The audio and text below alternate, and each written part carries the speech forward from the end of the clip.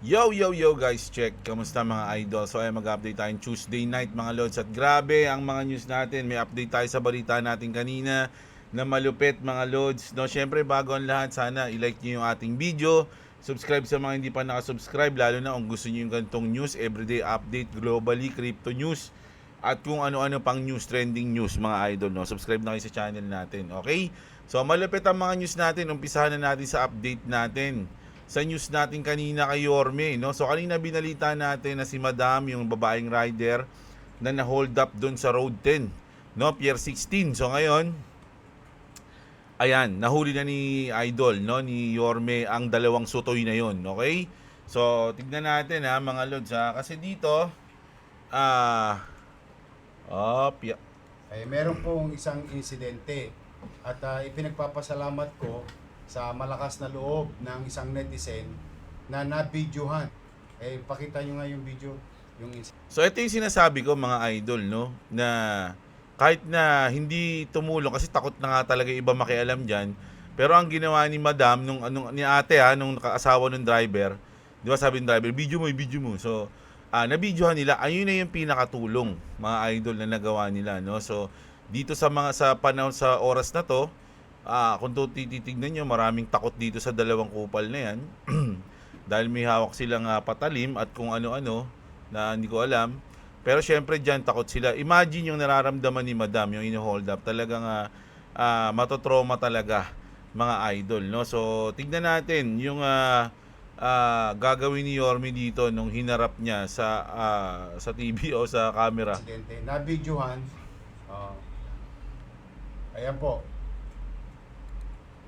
Binibiktima ho tong isang babae nitong dalawang gago na ito.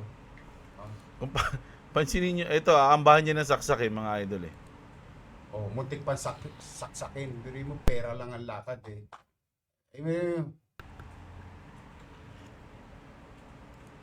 Tignan nyo mabuti si Yorme mga lods Nanggigigil na siya mga idol. Nanggigigil siya dyan, tignan nyo. Natutuwa kay Yorme kasi talagang nararamdaman ko yung galit niya Doon sa sa netizen na nag-post, maraming salamat sa iyo. At dahil po diyan, nandito po yung biktima, no? Nanginginig na yung boses niya mga lods, lalo na pag nakaharap. Siguro naman napanood nyo na to kasi after kong i-upload yung video na yon, lumabas to, nag-live si Yorme mga idol no? So titignan, i-reactionan ko lang yung mga parts nito. Kung gusto niyo mapanood, punta lang kayo dun sa Mr. Talk to the People ni Yorme. Yes. Nakita nyo nakasakay sa motor kanina. Trumang-truma pa hanggang ngayon. So ang bilis lang yung insidente.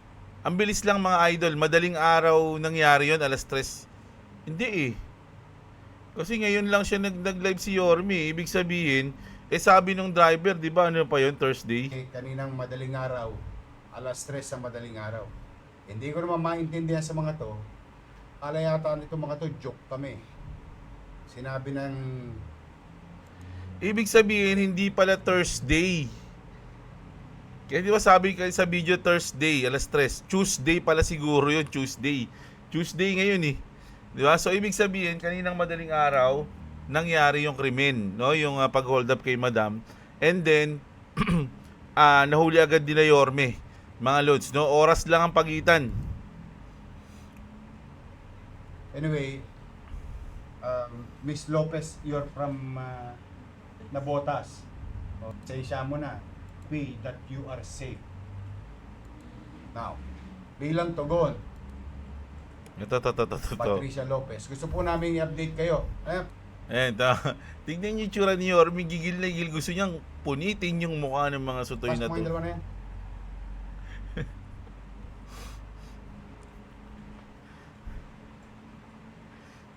Nakapamura na siya Sino yung sasaksak sa'yo? Ito ba? Isa. Ito? Ito. Yung uundayan ka pa ng saksak. Kilala mo itong dalawang to. Yan yung nakita mo. Narinig ko po yung boses nila kanina. Sino po yun? Sabi ni Madam, narinig ko yung boss nila kanina, sila po yun, sabi niya. Sila yun. Ano ang mga nakuha sa'yo? Yung cellphone ko po. Tapos yung pera hindi ko po makambayad ng bills. So, yung cellphone niya at yung perang inipon niya pambayad ng bills. Ayun yung sinabi niya. Saan yung pera? Asan? Dodong. Ikaw. Yung pangalan mo? Moises. Ikaw, Marlon. Nakanin yung pera. Pati yung cellphone. Tignan niyo yung kami ni Yorme. Siguro kung walang camera dyan, Ano yun? Buwa ka ng ina nyo.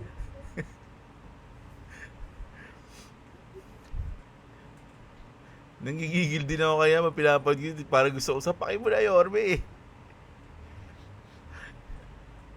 Kuno yung cellphone.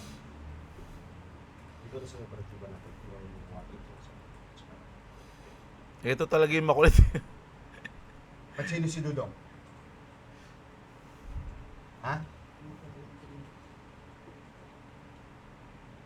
Tang ina mo. Sinungaling kami lahat ngayon. Sabi niya itong kupal na to, sino ba sinabi ni Mayor? Ito yung ni Mayor. Sino si Dudong? Sabi niya, siya po talaga yung tumira. Kaya sabi ni Yorme, tang ina mo, sinungaling kami dito. Ba't sino si Dudong? Ha? Tang ina mo. Sinungaling kami lahat ngayon. Ha? Siya ba yung nasa video? Tignan mo yung ano pagkamura ni Mayor. Tignan mo yung pulis oh. Parang gusto na siyang sapakin ng kaliwang kamay eh. Tignan nyo ha. Ayan, ano mo. Sinungaling kami lahat ngayon. Hindi nga buong, kingi naman. Siya ba yung Gigil nasa siya. video? So wala ka doon. Hindi ka niya kasama.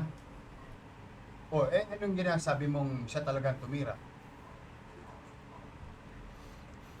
Putang ina nyo, sasaksakin nyo pa yung babae eh. Ito talaga makulit yun. May puso kasi sa patilya to eh. Ano ba yan? Kaya may puso. Sa patilya. Panginig kayo ng laman. Ito, ano lang, paano lang ang baga ano lang to, senaryo lang mga idol. Tingin ko yung opinion nyo. Paano kung tinanong niya, asan yung pera? Sabi ni Yorme, tinanong niya to, asan yung pera? Sabi niya man niya, binigay ko po dito sa kasama ko. Ikaw, sabi niya, asan yung pera? Ba sa kasama mo, ba't nasa yung pera? Kinuha mo lahat. Sabi niya, kasi po Yorme, yung anak ko po nasa ospital o operahan. Kahit puntahan niyo po ngayon, andun po sa ospital yung anak ko, yung operahan na po siya. Kasi wala pong tumatanggap sa kanya kagabi. Wala po kaming pera, wala po kaming panghulog, wala po kaming pan-down. Kaya nang hold up po kami ng tropa ko. Nadamay lang po yan, sinama ko lang po yan. Ako kailangan ko po talaga ng pera para sa anak ko eh. O, tapos umiyak siya, tapos binerify ng police. Sir, andun po yung anak niya sa ospital. Ano kaya yung reaction ni Yorme, no? Pero hindi yun yung nangyari ha. Iniisip ko lang yun. Kasi syempre, alam niyo naman yung mga Pinoy, medyo sa kasamaan galit talaga. Pero malambot din yung puso sa mga kadramahan. Kaya mahilig tayo sa Korean novela eh. Ang inaano ko lang, paano kung ganun yung nangyari, no? Nagdrama siya. Pero totoo. Halimbawa, totoo na talagang dahil sa na-hold up nila, naoperahan yung anak niya. Ano kaya may reaction ng netizen, no? Pero hindi yun nangyari. Dalawang kupal talaga itong dalawa na to mga idol. Nagbigay lang ako ng example.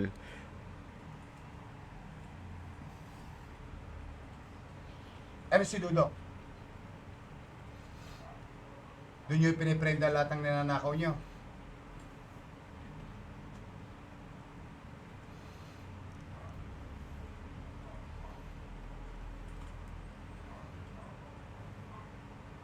Na medical na to mga to.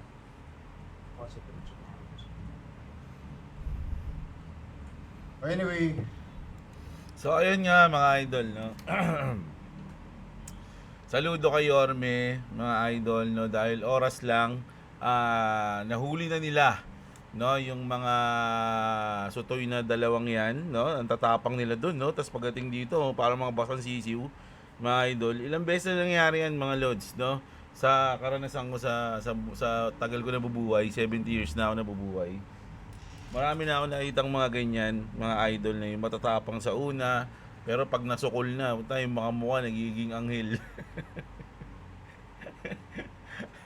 Nagiging mga ano, nagiging mga cute.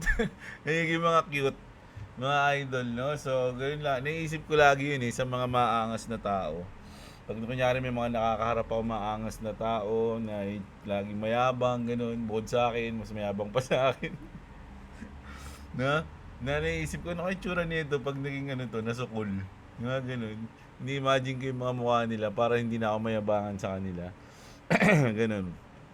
Pero yun, congrats kay Yorme at yun nga nagkaroon ng justice si Madam na grabe trauma yung nabigay sa kanya niyan. Pero ang ganda ng update natin dito dahil ang galing ni Yorme, oras lang nahuli nila yung salarin o yung dalawang chupol na to. Kanina ini-imagine ko pa lang nung habang hini-hold up si Madam, sabi ko tangan pag nahuli kaya itong dalawang kupal na to, ano kaya may itsura nito? Ayun yung ini-imagine ko eh. So ngayon nakita ko na itsura nila. Mga basantikoy. Oh, ayan mga basan chupul. Ayun yung naging itsura nila ngayon, mga lodi. So, grabe. Satisfy kasi syempre nahuli, justice served, mga idol. Pero syempre sabi nga ni Yorme dito ng bandang huli, huwag kang magpapaareglo sa mga kupal na to para tuloy yung kaso at talagang maoblo. Okay? Samahan nila si Hindi, nakalaya na pala si Mang Husin. So, ayan, no? So, good news. Dahil nahuli na at sana mabalik yung perang pambayad ng bills ni Madam at yung kanyang cellphone. Okay? So ayun, ang galing ni Yorme. So solid yan mga idol. Good news naman kahit papaano tayo, 'di ba? Bago man lang tayo mag-news ng mga bad news, meron tayong good news na nangyari sa Manila. Okay? So punta na tayo dito, mga idol, no? Syempre alam niyo naman si Daddy, global na tayo ngayon, Deal or pays the strikes, mga idol. Donald Trump warned Iran it must agree to a deal or risk major US strikes on key infrastructure. So ito yung mga sinasabi niya, bridge, and ano ba yun? Oil for, basta yun, yung mga importanteng lugar sa Iran. He also said the US could take the oil if it choose, no? Kumbaga sabi niya, pwede naman namin kunin yung oil nyo Yeah, pwede namin kunin yan kung gugustuhin ko. Ganun ako kabuli. Sabi niya ganun. No? Tensions are rising as the Strait of Hormuz remain black with global markets on edge. All eyes on oil prices. So, kanina na news natin na hindi naman talaga sarado yung Strait of Hormuz. Mga loads, no? Pinapalabas lang ni Trump na sarado para magkaroon siya ng reason para bakbakan yung Iran, mga idol. Pero ang totoo, hindi sarado yun. Sarado lang yun sa kanya at sa mga allied ng US. Pero sa China at sa mga nagbabayad ng $2 million para makatawid, kasi nga may toll $2 million bukas yun, mga idol, no? Ayun yun. Na sinasabi lang ni Trump na sarado, pero yun nga, bukas yan, mga idol, no? Punta na tayo dito. Si Daddy kasi hindi mo alam kung kailan niya babakbakan, paiba-iba siya. Ako nag-post nito. Oy, nakukuha ko na ng news yung sarili ko. Mga idol hindi, nakita ko lang din to At pinost ko dito sa X, sabi ko ang kulit mo Daddy. So nakalagay dito Trump repeatedly pushes Iran deadline. So nung March 22, March pa to April na ngayon. March 22 sabi niya open Hormuz in 48 hours. Hindi nangyari. March 26, open Hormuz in 5 days kasi nagkaroon siya ng palugit nun, Tapos 27, binago niya na naman. Open Hormuz in 10 days. Tapos ngayong April 4, open Hormuz in 48 hours na naman. Tapos ngayong kahapon, isang araw, open Hormuz in by Tuesday. Tuesday na ngayon. Open packing straight by Tuesday. So Tuesday na. Ngayong Tuesday uli. Ngayon pa rin pala to, 7 pa rin. Open Hormuz by Wednesday. Bago-bago ng isip si Daddy. Ano ba talaga, kuya? Sabi dito mga idol, no? So, seryoso ba siya o hindi? Pero, mga idol don't get me wrong. Everyday na dumadaan ngayon, ang daming mga facilities ng Iran ang binabakbakan ng US. Tuloy-tuloy. Tuloy-tuloy mga idol. Bagsak, sunog, durug, lahat ng mga facilities. Pati yung mga bahay ng mga leaders. Talagang seryoso yan mga idol. Hindi lang siguro natin nakikita, napapanood, no? Pero seryoso yan. At dahil dyan, ngayon lang to, mga idol, tignan nyo naman ang presyo ng diesel, 160. Di ba? O ito na yung, saan ba yung premium dito? Itong fuel save gasoline. Ito ba yung premium? So, 100 mahigit na lahat mga Lodi. Ito yung diesel na isa, 168. Oh my goodness. Kita niyo yan, oh. Grabe. Sa Shell to. Mga idol, no? Grabe na mga Lods, no? Hindi na makatarungan. Mga idol, ang nangyayari ngayon. Okay? So, hintayin natin dahil sabi nga mga Lodi, ito pinaka nakakalungkot mga idol. Ang bilis nila magtaas. Sobrang bilis kahit nga hindi pa mahal yung nabili nila, mahal na sila magbenta eh. Pero yung pagbaba, ito yung sinasabi natin mga idol. Ito kakakuha ko lang yung 8 minutes ago. Oh. Sabi dito mga idol, hindi magiging mabilis ang pagbaba ng presyo. Energy Secretary Sharon Garin, sabi niya itong chikita na yan, admits that even if the war ends, fuel prices will not quickly go down due to the extensive damage to energy infrastructure in the Middle East. I do not expect price to go down as fast as it went up, Garin tells reporters today. So ayun ang masakit mga idol, no? Ayun na nga mga lods, no? So ito yung kailangan nating magtipid ngayon. Maghanda, magtipid, no? Mag-swimming sa drum na lang. Gaano pa naman kami ng mga resort ngayon na pwede namin pag-swimmingan, no? Kaya lang grabe.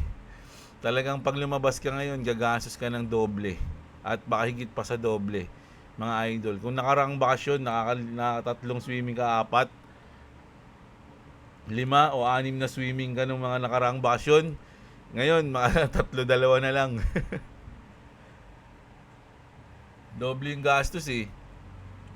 Yeah, pera na lang kung tropa mo yung mga anak ng congressman o kaya yung mga nakatanggap ng maleta di umano. Di umano hindi ko sinasabing natanggap sila. Di umano daw mga idol. So ang hirap ng buhay ngayon mga lods, no? Tapos malalaman nyo na hindi pa basta-basta bababa yung presyo ng langis. Kahit na matapos yung war. Hindi pa nga tapos yung war eh. Hindi pa tapos eh. Ibig sabihin kahit matapos pa yan, mataas pa rin. Ilan buwan, ilang linggo, baka umabot pa ng taon to mga idol. Yung mataas na presyo ng oil natin. So grabe. Ako in-expect ko lang to clip this video mga idol. Siguro sa pasukan, puro tayo sa pasukan. Magkakaroon tayo ng mga work from home. Ang tawag doon, May? Pag sa school, yung sa bahay lang, work from home. Hindi, pag sa mga school, yung pasok, ganun pa rin, work from home. Study from home. Online, no? Online from home. Hindi, online class. No, kasi syempre magtitipid yung gobyerno. Dahil nang yan, grabe. So, ganun yung mangyayari. Sa tingin ko lang kasi kung tatagal to, ilang buwan lang naman yung bakasyon, 2 months. Ilang buwan yung pag-build. Totoo naman yung sinabi dito mga idol. Kasi yung mga pinagbabasag ng mga oil refineries, hindi naman agad-agad maayos yun. Di ba? So magtatagal talaga yan mga Lodi at asahan nyo na medyo maghihirap tayo ngayong 2026, 2027. Wag naman sana. Magkaroon sana ng magkaroon sana ng himala. Dako, iniisip ako himala. Sana mangyari. Sa Pilipinas Sana mangyari sa Pilipinas yung himala. May chance mga Lodi. Kaya lang medyo masama eh. Masama ko yung pagdadasal mo. Kaya huwag mo na yung pagdasal. Ayoko sabihin. Dahil na, baka maano ko eh. Mabash na naman ako eh. So, ayan grabe. Alam nyo na. Tas eto mga idol syempre binabakbakan yung Iran. So, nagbanta ngayon yung Iran mga Lodi. Sa mga hindi pa nakakaalam yung internet natin wala sa ere, sa langit No? Nasa ilalim ng tubig, ng dagat ang ating internet nang gagaling. Okay? Sa mga hindi nakakaalam, search nyo na lang. Now the Iranian Revolutionary Guard respond to the statements of Trump, no? If you strike the infrastructure and electricity in Iran, we will strike the optical cable that passes through the Strait of Hormuz. The optical cable is the main one that feeds, ulitin natin. The optical cable is the main one that feeds the world internet. So sinasabi niya na ito yung main cable na nagpipid ng internet sa buong mundo. This is an unprecedented escalation. Countries will intervene to rein in Trump because of avoiding the catastrophic losses if the cable is struck. So, eto mga Lodi, hindi siya totoo. Pero may chance to na gawin. Di umano lang to rumor to mga Lods Di umano. Pero totoo na ang ating mga internet cable natin is nasa ilalim ng dagat, mga Lodi. At meron talagang mga linya yan. Ito yung mga linya sa Iran Yung mga yan. May mga main one dyan. Pero kahit naputulin nila yan, mga idol, hindi lahat yan. May mga madidisconnect, babagal yung internet. No, may mga madidisconnect, pero hindi lahat. Okay? Hindi lahat ng mga madami yan, mga idol. Sabi nga dito, saan ba yung paliwanag niya rito? Ba't yun to? Paano to? Ayun. There is no single cable that supply the world with internet. So kasi ano yan, marami yan The global internet relies on hundreds of submarine cable distributed around the world. In the Gulf and the Strait of Hormuz are several cable lang, hindi yun yung isang main na sinasabi nila, no? Second, can the cable be targeted? Sabi dito, yes, theoretically, pwede yun i-target. Submarine cable are relatively vulnerable. They can be cut or disputed. Pero matibay yan, mga idol, na panood ko yung documentary. Matibay yan. Pero syempre, kaya pa rin hatiin yan. Hindi naman adamantum Kaya pa rin yan, no? But they are partially buried or distributed along different routes, no? So, nakabaon sa ilalim ng buhangin, ganun. So, mahirap kasi malalim yan, mga idol, no? Kung kailangan mo ng malupit na technology kung bababa ka dyan sa malalim, syempre may pressure dyan mga lods So, hindi natin alam They are partially buried or the require precise operation, submarine special equipment. So, kailangan mo pa ng mga special equipment dyan. They are not a button press that stops the internet. So, tama yun, mga idol, no? Pero may chance yan. Ito yung pinapakita na yan, kalokohan yan. Ang babaw lang yan, no? Sobrang lalim nun, mga lods, no? At nakabaon na siya sa ilalim ng dagat, mga lodi. Ganun yun, So, tinanong ko pa nga si Grok paano yung yung Starlink? Ganun din daw yun, mga lods, no? Just nasa area yun, umabot siya ng signal, pero bumabalik din siya sa ilalim ng lupa para umabot dun sa atin. Ganun pala yun, mga lodi. Although, matagal ko nang alam na may cable, ang internet nasa ilalim ng dagat. Kanina ko lang tinanong yung sa Starlink na paano kung ganun, yung sa Starlink yun Siyempre, iba yun, di ba? Pero sinabi sa akin ni Grok na hindi na imposibleng kahit putulin nila yung ganyan, mawawala ng cable sa buong mundo. Imposible daw yun, mga lodi. Dahil napakadami daw niyan, okay? So, ayun na. Antindi ng mga news natin. Grabe. So, punta na tayo sa natin. Siyempre, yung Clarity Act na inaabangan natin. At medyo good news to, mga idol Clarity Act moves to Senate banking next week. Timeline it's set, sabi rito. Next week na raw. Senator Bill Hagerty confirms that Clarity Act is expected to enter the Senate Banking Committee next week with progress continuing through April. No? Kasi nga, mga idol in-expect na mid ng April. Syempre mid na yun, mga idol, no? Mid na next week He says the bill is very close with remaining issues not insurmountable. They expects it to be moved and out of committee within weeks. Once it clears banking, the path to full Senate consideration opens and regulatory clarity gets real. Okay, so napakalapit na yan. Good news yan, mga idol. Okay? So, punta na tayo sa ating matinding last news natin. Nakita ko lang to. Kung titignan nyo.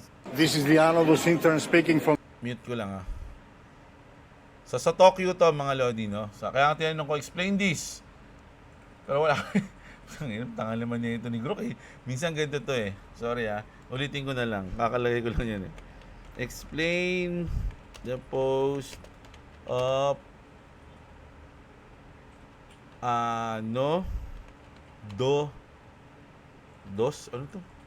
dos intern. Nakatangang Grok Yung Tagalog. Tatanong pa eh.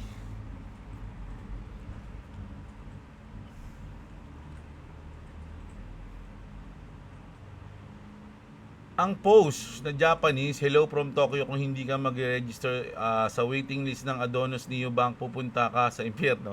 Ba? Yun ba? Grabe naman pala yan.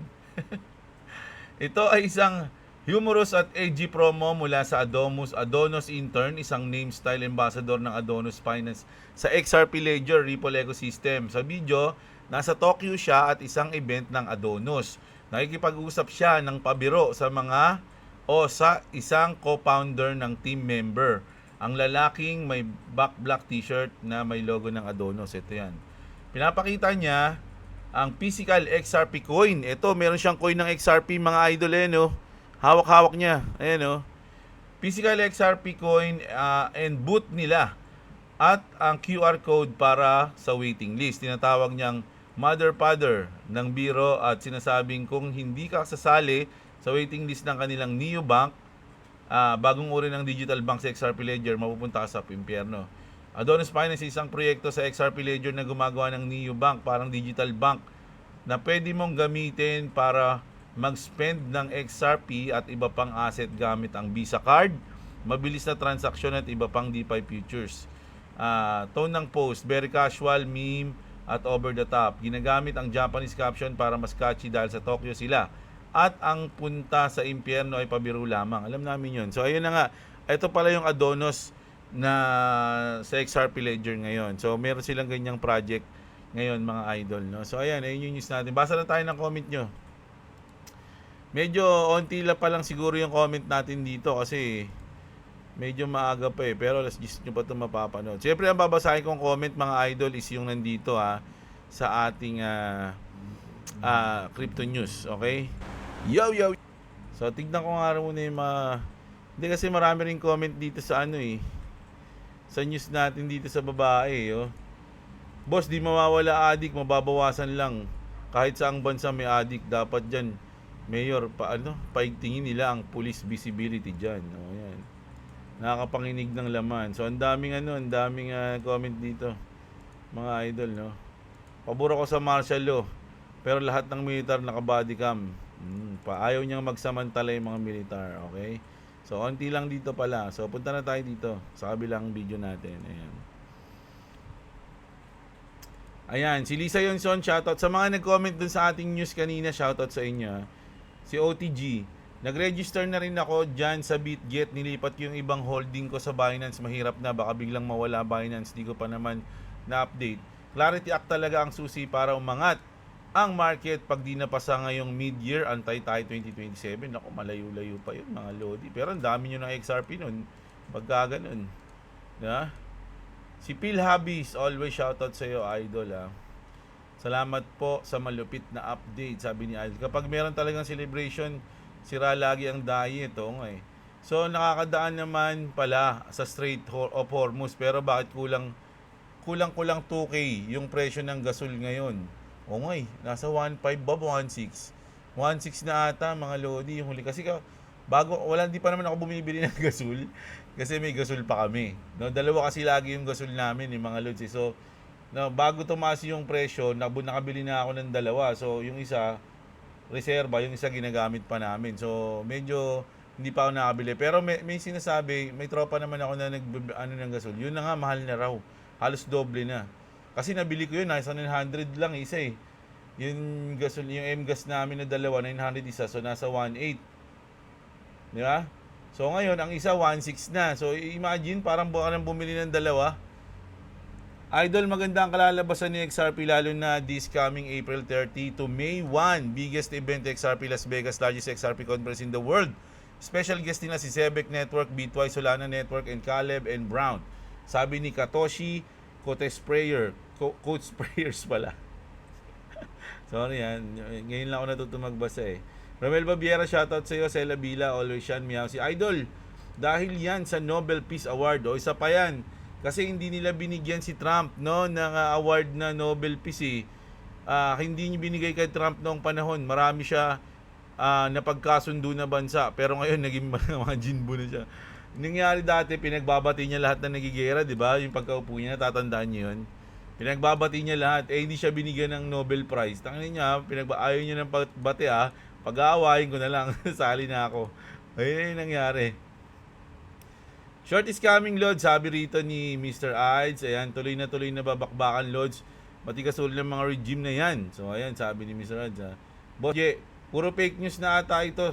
US baka mamaya, US pa kalabanin ng lahat. Unahin ang Israel. Joseph Berdin, shoutout sa'yo. Si Ferdinand Deser. Levi Vicente. Sa one-day time frame ng XRP boss, nagdo-drawing siya ng W. Mukhang may balak umakyat ng 2 USD to 225. Good news yun, pagka ganun, idol. Shoutout sa'yo Levi Vicente Dextrans Channel, relaxing. Naging kontrabida si Trump pero yung sumisigaw ng death to America, death to Israel, naging biktima na. Kapag nakabuo ng nuclear weapon ng Iran, mas nakakatakot kaya mas maganda yang nangyayari dyan sa Iran. Mabawasan ang problema sa mundo. Sabi ni relaxing. Mukhang galit si Idol sa Iran, no? Ganda mag-position malapit na sa golden packet, sabi ni Bibo. Si Book, same loads, bumalik na sa position ko sa Kronos pero laban pa rin, sabi ni Idol. Ronin Padilla, shoutout sa iyo. Pengway Coins, paputokin na yan, second quarter na, hanggang kailan pa ba? Nainip na si Idol. Si Ubusan Junasan, impeach na lang si Trump, di bali na clarity, no? Para maayos na yung mundo, no? Ayan, si P. Mike, shoutout sa iyo. Si Arnold Pelay, sana matigil na ang gera na yan, ang laki ng epekto niyan sa Pinas. Ninanakawan ng mga taong namumuno. Tayo nang namang namumuno sa atin, tapos dumagdag pa yan. Tapos wala man lang ginagawa ang Pangulo natin, boy pa ba yun? Uy, huwag kayong ganyan. Sabi nga nila, may himala daw na mangyari. So, easy lang. Mga idol, huwag masamang mag-isip ng masama sa mga tao, lalo na sa Pangulo. Mga idol, no? Disley, shoutout sa iyo. Edwin Mangaba, solid yan, inabangan ko yan. 1.2 sa sabay TV sa super taas boss, sabi ni Idol. Si I am no trail. Si Pengkalag, ayan. Si D33XTB22. King Shangsheng, Skylab, always yan sa inyong dalawa. Si Corona ko, Ardel Navigator, si Stephen Andre, at si Santos John Del, ang pinaka-pogi ngayong gabi, mga idol, no? So, ayan, ang ating malupit na news ngayon. Siyempre, sana na-enjoy nyo yung video natin, mga idol, no? Sana i-like nyo yung video natin kung na-enjoy nyo. Subscribe sa mga hindi pa nakasubscribe. Sa mga wala pang crypto exchange dyan, ayan na, no? Medyo nagde-drop ngayon. Mag-subscribe na kayo o mag-register na kayo sa ating BitGet. Okay? So, kita-kits tayo, mga idol, sa susunod na video. Maraming salamat sa inyo. Magandang gabi sa inyong lahat. At What's up? Subscribe to Clubs Gaming and subscribe to Jablo. If you want to subscribe to me, it's in the link in the description. sorry. Oh. Mali na pindot ko. Ayan, Okay, sige. Also, you always forgot Okay. the House of Leather.